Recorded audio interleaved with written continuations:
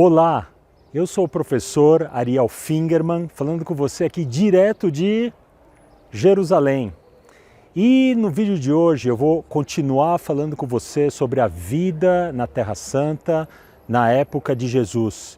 Com a minha certeza de que quando você entende o pano de fundo do que estava acontecendo naquela época, você compreende muito melhor os evangelhos e, por consequência, compreende muito melhor a mensagem do próprio Jesus.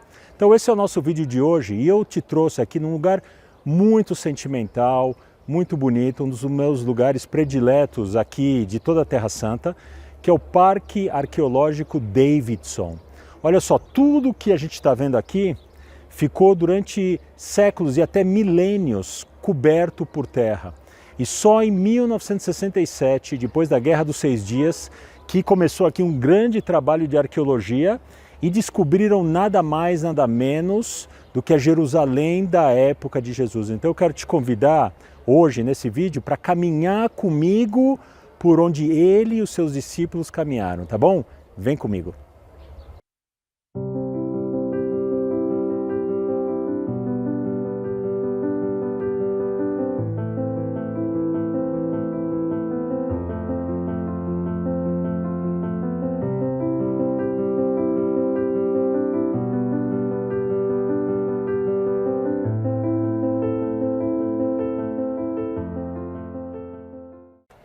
E aqui, quando a gente atravessa esse pequeno túnel aqui, a gente entra num lugar excepcional aqui de Jerusalém. Por quê?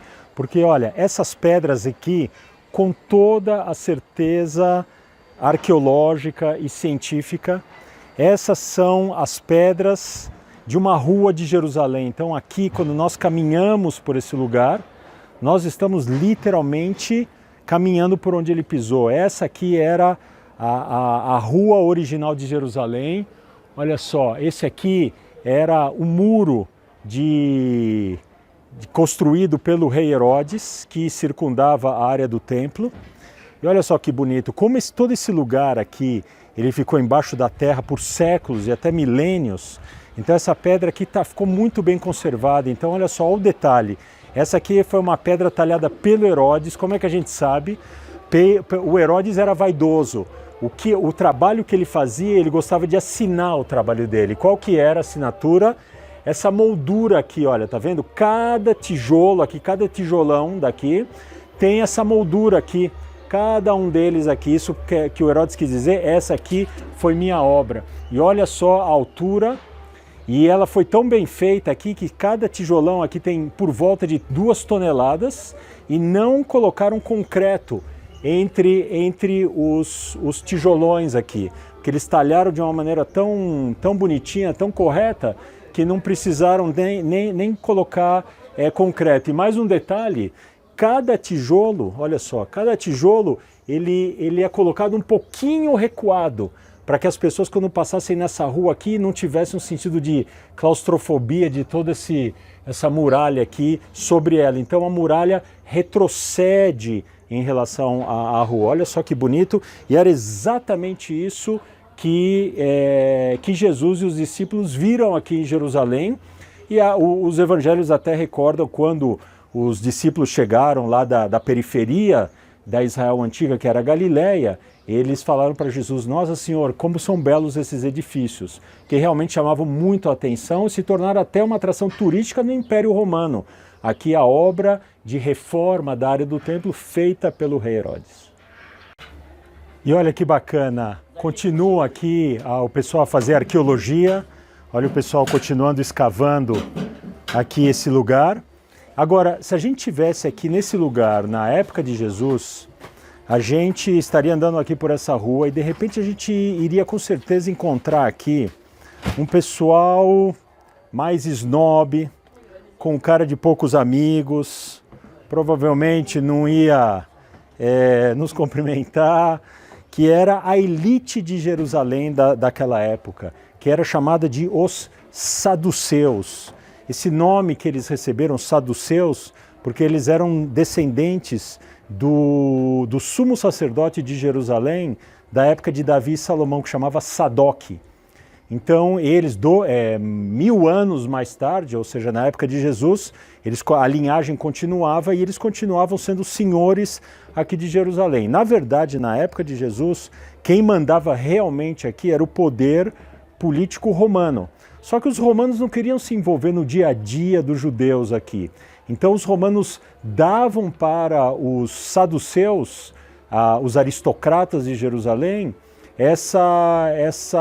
esse poder de comandar o dia a dia da cidade. E no final das contas, são esses saduceus que entraram em conflito com Jesus e foram os saduceus que no final das contas entregaram Jesus a Pôncio Pilatos. E olha só, eu quero te convidar agora para sentar, eu e você, nesse lugar maravilhoso, aqui, a Rua Autêntica de Jerusalém, da época de Jesus.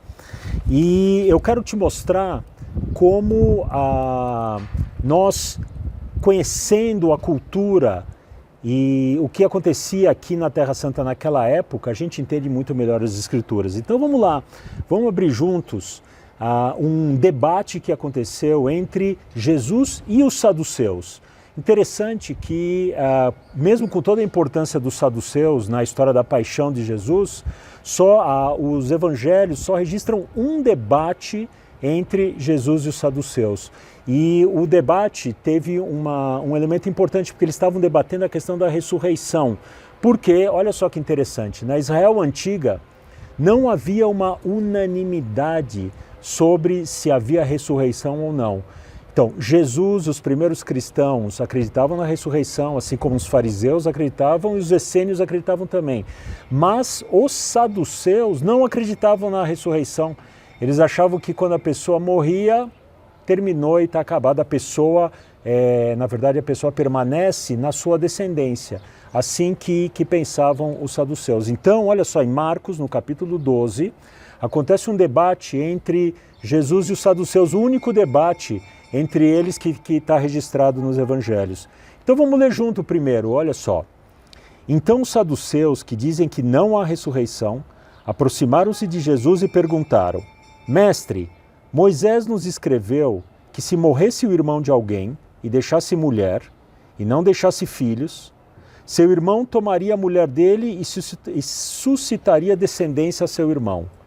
Ora, certa vez havia 7 irmãos, e o primeiro tomou uma mulher, e ele morreu sem deixar descendência. E o segundo irmão também tomou a mulher, mas morreu, e nem esse deixou descendência. O terceiro da mesma maneira. E tomaram essa mulher os 7 irmãos, sem contudo terem deixado descendência. Finalmente, depois de todos, morreu também a própria mulher. Na ressurreição, pois, quando ressuscitarem, de qual desses homens, de qual desses irmãos será a mulher? Porque os 7 a tiveram por mulher. Jesus respondendo disse-lhes: Vocês, saduceus, vocês erram porque não sabem as Escrituras e nem sabem o poder de Deus. Porque quando os mortos ressuscitarem, nem casarão, nem se darão em casamento, mas serão como os anjos nos céus. E acerca dos mortos que ressuscitarão, vocês não leram no livro de Moisés como Deus lhe falou na sarça, dizendo: Eu sou o Deus de Abraão, e o Deus de Isaque, e o Deus de Jacó? Ora, Deus não é de mortos, mas sim é de vivos. Por isso vocês erram muito. Bom, eu tenho certeza que você escutou essa história várias vezes na sua vida e você, da sua maneira, entendeu bastante dessa história. Mas agora eu quero trazer alguns elementos aqui daquela época para iluminar de vez essa passagem. Então, primeiro, uma coisa importante é o seguinte: na época de Jesus, não existiam ainda os evangelhos. Então, mesmo os primeiros cristãos, para eles, o livro mais importante da Bíblia era o Pentateuco, os 5 primeiros livros da Bíblia, que em hebraico se chama Torá. Então, uma coisa interessante que a gente vê nessa história é o seguinte: o saduceu, ele traz um argumento do Pentateuco, da Torá. E o que Jesus faz? Vai também trazer um argumento da Torá, porque eles querem trazer argumentos de mesmo nível ali. Então, olha só, primeiro, o que os saduceus trazem? Eles trazem uma passagem que está no livro de Deuteronômio, um dos 5 primeiros livros, que é chamada Lei do Levirato. Essa palavra é uma palavra que vem do latim, levir quer dizer cunhado. Então é a lei do cunhado, que está escrito o seguinte no Pentateuco: se uma mulher é casada com um homem, e esse homem não teve filho algum, que ela deve fazer? Ela deve casar com o irmão dele, porque aí o primeiro filho que eles tiverem vai ser consagrado a esse irmão morto, e assim esse irmão morto vai viver através desse filho. Então os saduceus, de uma maneira sarcástica, eles trazem esse exemplo, essa história aí, que nunca aconteceu, né? A mulher casa seguida, às vezes, 7 vezes com 7 irmãos, todos morrem. Bom, aí na ressurreição, com quem ela vai ficar? Bom, Jesus responde para eles com 2 argumentos. Isso está no versículo 25, porque ele fala o seguinte, olha, na verdade no versículo 24, ele fala assim, olha, vocês erram, primeiro porque não sabem as Escrituras, e segundo porque não sabem o poder de Deus. Então ele vai trazer 2 argumentos sobre as Escrituras e o poder de Deus. E ele começa com o poder de Deus. Ele diz o seguinte, no dia glorioso da consumação, quando as pessoas ressuscitarem, não vão ressuscitar como pessoas mundanas, como no nosso dia a dia. Não é que a gente vai voltar para o trabalho e para o dia a dia, para o trânsito. Não, nós vamos ressuscitar como seres espirituais e não vamos nos casar novamente. Então, se é esse o problema dos saduceus, não vai ter problema, porque não é assim que vai acontecer a ressurreição. E depois, então, Jesus traz esse é sobre o poder de Deus. Só que ele traz um segundo. Ele acusa os saduceus de não saberem as Escrituras. Então, o que ele vai fazer, Jesus? Ele vai trazer uma passagem do Pentateuco também, da Torá, para contra-argumentar. Só que essa passagem, muita gente não entende. Fala, porque Jesus diz o seguinte, olha, sabe, vou provar que tem ressurreição para vocês. Tá no Êxodo, o segundo livro do Pentateuco, tem uma passagem que a divindade chega para Moisés, na sarça ardente, e fala, Moisés, eu sou o Deus de Abraão, o Deus de Isaac e o Deus de Jacó. E Jesus traz isso para os saduceus e fala, tá vendo, está provado. E aí, você entendeu a prova? Para entender isso, a gente tem que ir, na verdade, numa outra passagem dos evangelhos, isso está em Mateus, no capítulo 8, no versículo 11, em que Jesus faz uma explicação para os discípulos, que ele diz o seguinte, mas eu, Jesus, digo a vocês, os discípulos, que muitos virão do Oriente e do Ocidente e se assentarão à mesa com Abraão, Isaque e Jacó no reino dos céus. Então, na verdade, Jesus, quando ele fala com os saduceus, apesar que ele não está citando ali, Marcos não cita, mas ele está em Mateus essa ideia de Jesus que no glorioso dia da ressurreição, pessoas do mundo todo virão aqui para Jerusalém, aqui onde nós estamos, e se sentarão na mesa com Abraão, Isaque e Jacó. Ou seja, esses 3 patriarcas não estão mortos, certo? Eles não morreram, enterraram e acabou, não, eles estão aguardando a ressurreição. Então é esse o argumento que Jesus traz. Então olha só que bonito, quando a gente traz esses elementos todos da vida da época, e como a gente entende muito melhor as Escrituras aqui. E olha só, pode ser que esse debate que Jesus teve com os saduceus, pode ser que aconteceu aqui nessa rua, onde eu estou trocando uma ideia com você, uma ideia cabeça aqui com você. Agora, você percebeu então como quando a gente vai para aquela época, entende melhor o que estava em jogo, o que estava sendo debatido, a gente tem uma luz bonita de compreensão na Bíblia. É isso que eu quero trazer e por isso eu quero aproveitar e te convidar que no final desse mês eu vou abrir um novo curso aqui direto de Israel, com aulas direto de Israel, tá bem? E fica aguardando no próximo vídeo mais informações, tá bom?